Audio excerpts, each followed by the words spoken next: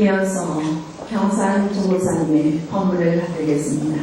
합장 경리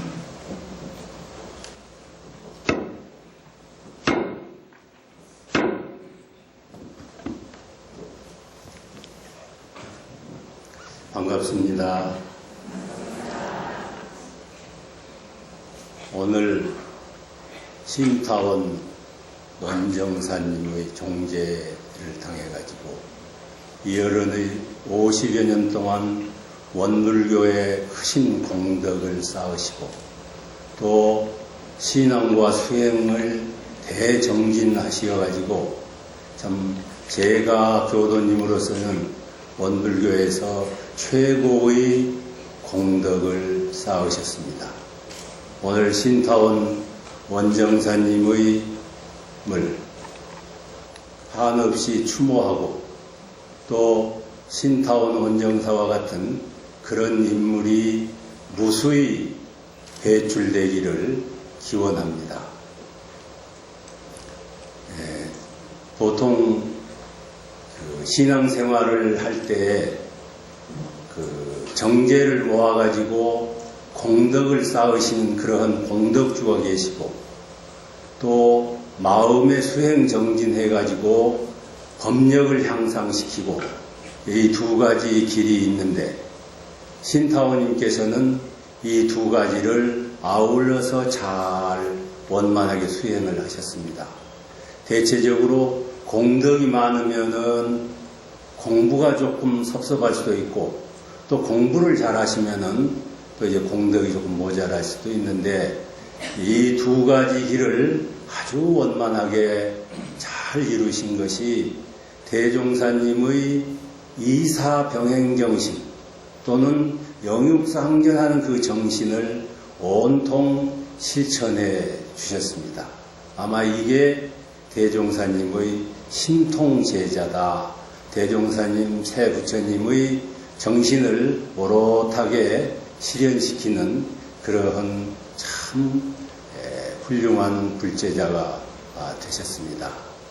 이어른께서 참 50년 전에 원불교를 만났을 때는 지금처럼 이렇게 원불교 많이 알려지지 않았던 그런 시대입니다.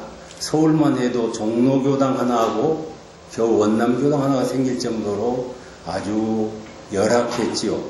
이럴 때 외모를 보지 않고 내용을 알아가지고 신앙 수행을 했다는 것은 대단한 해안을 가지셨거나 그러지 않으면은 부처님과 스승님과 깊은 불연이 쌓이셔가지고 다시 이렇게 만나시지 않았는가 그런 생각을 하고 이어른께서 영생 동안에 부처님과 조사님들과 파수 공행하는 그러한 인물이 돼서 이 불법을 세계에 퍼지고 낙원세계를 건설하는데 큰 역군이 되시기를 거듭 신축을 합니다.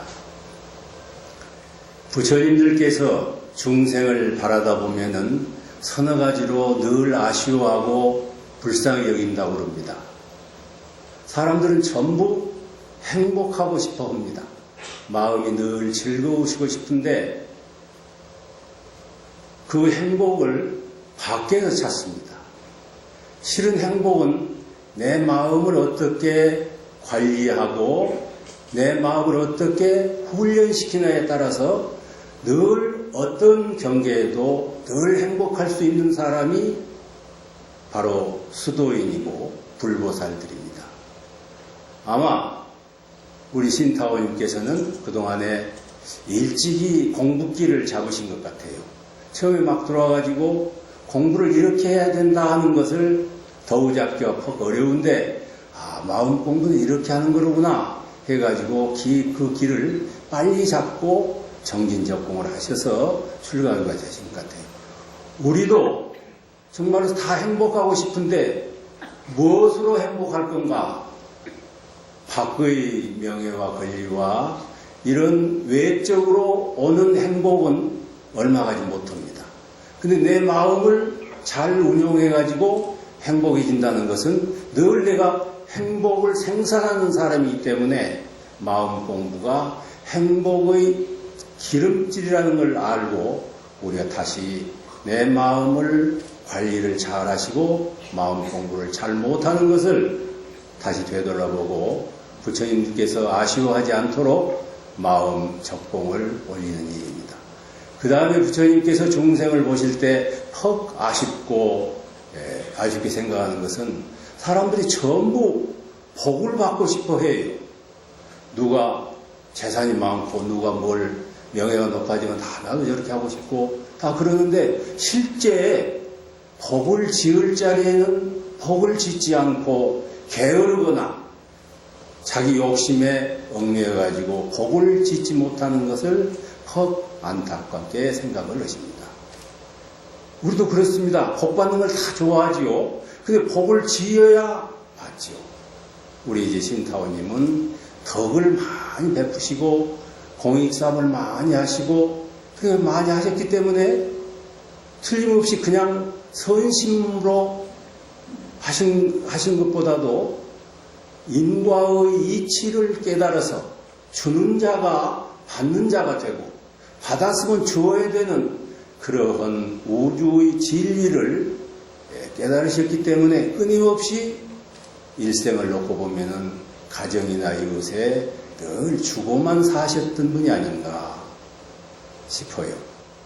그 다음에 이제 부처님께서 참 중생을 보고 안타까워하시는 건 뭐냐면은 사람이 태어나면 전부 어디로 가느냐, 시간이 어디를 향해서 가도록 만드냐면은 죽음을 향해서 가고 있습니다, 우리가.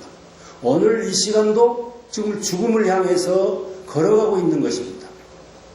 그런데 모든 중생들은 죽음길을 향해서 가고 있는데, 여행을 하고 있는데, 전부 사는 일만 생각한다. 잘 먹는다든지, 잘 입는다든지, 잘 논다든지, 이렇게 사는 일만 생각해. 그러니까 부처님께서 중생을 볼 때 정말로 안타까운 일이다. 지금 우리는 죽음을 향해서 바짝바짝 가고 있는데 그 죽음을 인식하지 못하고 죽음의 위태로움을 알지 못하고 죽음을 준비하지 않는 중생이 부처님이 보실 땐 참 안타깝게 생각하시고 삼세윤회에 대해서 늘 말씀을 하셨습니다. 아마 우리 신타오님께서는 내생 준비를 정말로 열심히 하셨을 것 같아요. 대종사님께서도 나이 40이 넘으면은 내 머리에 불 끄듯이 급하게 내생 준비를 해라. 참 이웃도 아무도 모르고 귀신도 모르게 정말로 철든 수도인들은 내생 준비를 열심히 합니다. 내생이라는 게 간다는 게 아닙니다. 이 육신을 떠나가지고 내생길을 잘 간다는 것이 결코 간단한 일이 아닙니다. 요새 참 아이를 적게 두고 세상이 그렇지 않습니까? 그런데 이 생은 사람으로 받았지만 다음 생은 어떻게 될 것인가? 삼생을 거듭 사람 본 받기가 어렵다. 그런 말씀을 하셨습니다. 아마 부처님이 보실 때는 저 사람 전생은 아마 사람이 아니었을 거다. 그렇게 보시는 분도 있는 것 같아요. 거듭 3생, 4생, 5생, 10생을 사람 몸 받기가 그렇게 쉬운 일이 아니다. 우리 몸 안에는 나를 운전하는 운전수가 있습니다. 그걸 우리는 살아있을 때는 정신, 마음 그렇습니다. 여러분이 내 말을 듣고 있는 그것입니다. 그것이 나입니다. 육신이라는 집 속에 영혼이 지금 살고 영혼이 나를 움직이고 있습니다. 오늘 비가 와도 신타오님 종갱이가 가보자 하고 마음을 먹어서 여기다 몸을 데려다 놓은 것입니다. 죽는다는 건 뭐냐? 이 육신을 오래 쓰면 낡아요. 승용차가 오래 쓰면 낡아가듯이 그럼 고칩니다. 고치다 어찌다 못 고쳤을 때 우리는 보통 죽었다 그렇게 이야기합니다. 몸이 죽은 것입니다. 몸이 죽으면은 영혼은 몸으로부터 분리합니다. 그래서 그 영혼이 분리돼 가지고 다음 생을 어머니 태중, 어머니 아버지 태어난다. 어머니, 아버지, 태어날라 영혼. 이렇게 잘 시기가 맞아가지고 어머니 태중에 드늡니다.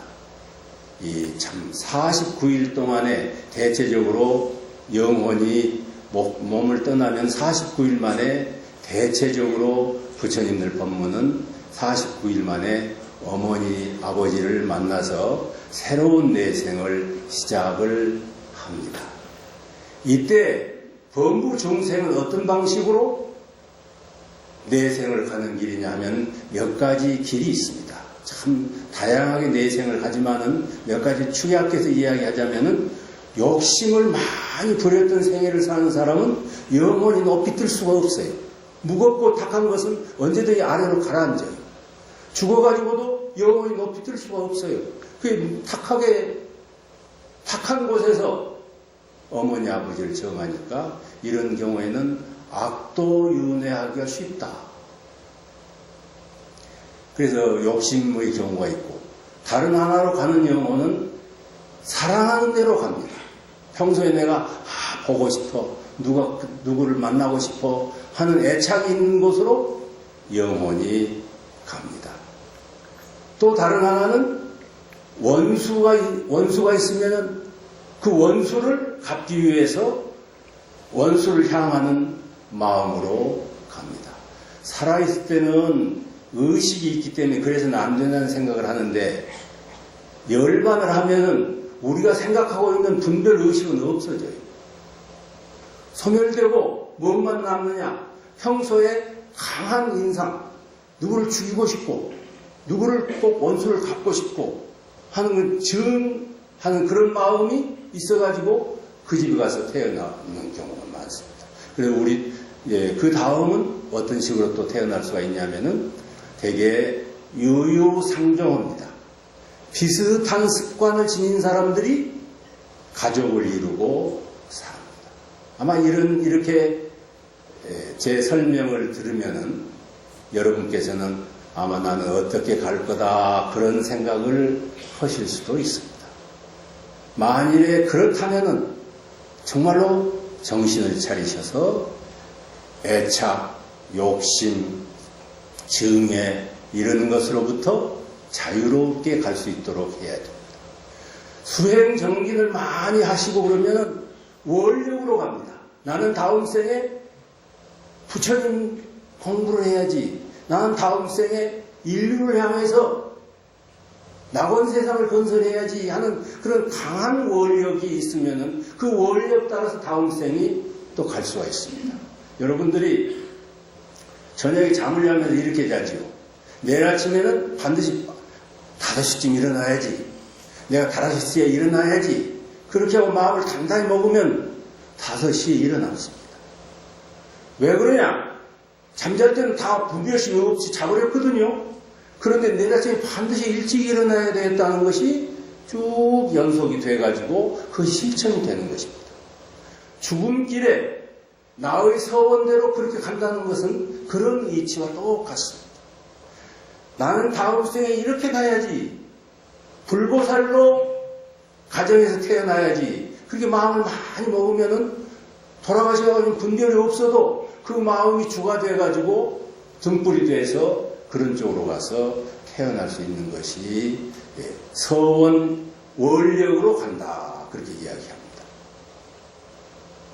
그 다음에는 신타고님처럼 원력도 있어야 되지만 수행 정진을 해가지고 마음 공부를 많이 해가지고 내가 선택해가지고 이 집으로 갈 수도 있고 저 집으로 갈 수도 있는 선택하는 능력, 해탈, 자유하는 영혼이 이 세상에는 있는데 그런 분들이 정말 많지가 않습니다. 말하자면 수행 정진을 해가지고 한 마음을 잘 지킬 수 있고 또 내가 부모를 선택할 수 있는 것은 정말 귀합니다. 그러니까 우리 신타원 종사께서는 적어도 서원 일념과 해탈 자유하는 능력을 가지셨습니다. 저는 그렇게 생각합니다. 그래서 우리가 이제 로켓을 쏘면은 대기권 밖으로 나가기 전까지가 어렵다고 그래요. 예, 죽어가지고 자유로워지고 해탈을 얻는 것은 그와 같아요. 마음으로 착공, 적공 또 적공을 많이 해가지고 그 심력을 얻어야 대기권을 벗어나고 욕계, 색계, 무색계를 벗어날 수 있는 것입니다. 그 일을 신타원 종사는 해내신 것입니다. 얼마나 참 우리가 알지 못한 적공을 올렸을까 그런 생각을 하면은 정말로 축하를 할 일입니다. 우리 선생님께서 대타원 할머니라는 그런 분이 계신데 대단히 공부를 많이 하셨어요. 정산종사가 돌아가셨는데 만사에다 이렇게 썼어요. 축열반. 돌아가서 슬프다는 만사를 쓰는 것이 일상적인데 법력으로 해탈 자제하시는 법력을 가지셨기 때문에 축열반 그렇게 하셨습니다. 제가 이 자리에서도 신타원님께 그 말씀을 드리고 싶어요. 결코 쉬운 일이 아닙니다. 참 얼마나 잠 못 주무시고 일원상 소문을 외우시고 기도 올리고 한 힘이 응결이 돼가지고 그 힘으로 생사해탈을 하셨다는 것은 정말로 참 길이고 길이를 추모하고 추모해야 될 법력이라고 생각합니다. 다음 생을 가시는데 참 중요한 게 있습니다. 하나는 뭐냐? 제가 대학을 다닐 때 어떤 철학 교수가 와가지고 저희들한테 강의를 했어요. 데카르트라는 철학자가 나는 생각함으로 존재한다. 생각하기 때문에 내가 존재한다고 존재의 근거를 거기다 둔다. 그렇게 아주 설명을 잘 하세요. 그때 내가 불쑥 그런 생각이 들었어요. 생각은 누가 하냐? 생각은 누가 하냐? 생각하기 전에는 내가 없는 것이냐? 여러분, 내 말을 듣고 있는 여러분이 누굽니까? 선입견을 가지시지 않고 내 말을 들을 때는 한 마음이 공한 것입니다. 한 마음 나오기 이전을 일념 미생견이라고 합니다. 한 마음이 나오기 이전의 마음 상태, 초심 이전의 마음입니다. 그 마음을 공이다 그렇게 이야기하고 그 마음을 불심이다, 불심불이다 그렇게 이야기하고 그 마음을 무다 그렇게 이야기해요. 결코 어려운 것이 아닙니다. 생사해탈을 하려면은 기본적으로 한 마음이 나오기 이전의 마음을 깨달아야 됩니다. 파지를 해야 됩니다. 그걸 견성이라고 이야기합니다. 견성 쉬운 것입니다. 지금 가만히 생각해 보세요. 한 생각이 나오기 이전의 나의 마음은 어떤 것인가? 텅 비어 있습니다. 그때 마음은 부처하고 나하고 똑같은 것입니다. 일체 중생이 다 그런 마음을 가졌습니다. 한 마음을 내가지고 욕심을 내고 딴 이런저런 생각하는 것은 다르지만은 그 한 마음이 나오기 이전의 마음은 똑같은 것입니다. 그래 이제 오늘 간략하게 제가 참 이 어른께서 대산종사를 참 사모하고 존경을 하셨어요. 대산종사께서 그러셨어요. 우리 수도인들은 적어도 생사해탈을 얻으려면은 관공을 해야 된다. 한 마음 나오기 이전의 빈 마음을 알아야 된다. 그거 알기 참 쉬운 거예요. 관심이 없어서 모르는 거지. 그래, 관공을 하자. 그래서 가끔씩 내 마음이 비었지. 빈 데서 마음이 나왔지. 그래서 자기 마음이 빈 마음을 늘 확인해야 돼. 또 확인하고 또 확인하고 그러고. 그 다음에는 양공이라 그 공에 머물러 있을 줄 알아야 된다. 그게 어려운 일인 것 같아요. 견성하기는 쉬운데 그 자리에 머물러 있는 건 참 어려운 것 같아요. 금방 딴 생각나고 금방 욕심내고 금방 미워하고 이 생각하고 저 생각나고 그러거든요. 근데 이분이 이론상 소금을 50등을 하고 여러 번 하셔서 집중력을 길러가지고 잡념이 나오기 전에 텅 빈 본래 마음에 머물러 있고 본래 마음에 머물러 있고 이렇게 해서 양공을 많이 하셨어요. 이걸 이제 정신수양이다 그렇게 이야기하지요. 이 마음, 텅 빈 마음으로 내생을 온전히 가야지 아들 걱정, 딸 걱정, 손자 걱정, 사업 걱정 그러다가 죽어요. 그러니까 잘 갈 수가 없어요. 네. 관공, 양공, 양공을 하는 데는 일천정성을 들여요. 모든 3세의 수도인이 젖먹던 힘을 들여가지고 그 빈 마음을 기르는 데 온갖 정성을 들이는 것입니다. 네. 양공을 해야 되고 그 다음에는 행공을 하실 줄 알아야 됩니다. 공짜리 입장에서 마음을 내고 드릴 줄 알아야 됩니다. 빈 마음으로. 그래야 미운 사람은 평생을 밉거든요. 그거 왜 그러냐? 빈 마음이 되지 않아서 그래요. 미운 사람도 나톡 잘한 수도 있겠죠. 그러면 잘못하고 잘한 것을 정확하게 정견을 하려면 빈 마음으로 그 말을 들어봐야, 행동을 해봐야, 아, 저 사람은 나한테 나쁜 짓을 했는데 오늘은 좋은 짓을 하는구나. 이렇게 정견을 할 수가 있습니다. 정견을 해야 그 사람이 세상에 나와서 옳은 일을 하고 덕행을 할 수가 있습니다. 정말로 양공도 어렵고 행공도 어렵습니다. 1970년대에 미군 해군 사령부에서 그런 이야기를 했다고 그러는데 깜짝 놀랐어요. 예산을 세우는데 무기준 예산을 세우자. 전년에 뭐 이렇게 어디를 많이 주고 그런 거 싹 없애버리고 새로 시작하자. 그랬다고 그러는데 깜짝 놀랐어요. 그게 공돌이를 현재 사용하는 것입니다. 나 그 이야기 듣고 야, 군인들도 이렇게 공돌이를 잘 사용하는 것이구나. 그 생각을 했어요. 모든 것은 무로 돌려놓고 다시 생각해봐야 정확한 대답이 나와요. 보통 사람들은 욕심 때문에 욕심의 늪에 빠져있고 또 다른 어떤 사람들은 잘한 것 때문에 어두워져 있어요. 회사를 운영하는 것도 그렇고 모든 것도 우월성 때 우월성이라는 그늘을 벗어날 수가 없어요. 그렇기 때문에 다음에는 실패합니다. 자, 그래서 우리는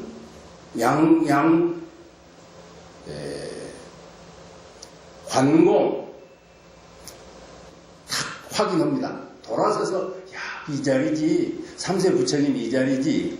그 다음에 그것을 틈틈이 남모르는 가운데 양공을 하시고 그리고 내가 행동을 할 때는 반드시 공의 입장에서 그 일을 행동하고 판단하면은 언제든지 훌륭한 결단을 내릴 수가 있을 것입니다. 우리가 이제 신타오님 가시는 이 종제 때 신타오님이 오셔가지고 원불교 세계화 하는데 아주 초석을 세워주셨으니까 빨리 오셔가지고 그 일을 하시는 불보살이 되셨으면 좋겠습니다. 지금 이 신타오님은 부처님이 되기 직전의 보살위, 종사위가 되셨어요. 여기서 더 작품을 하시면은 자유자재하는 자비불인 부처가 되실 것입니다.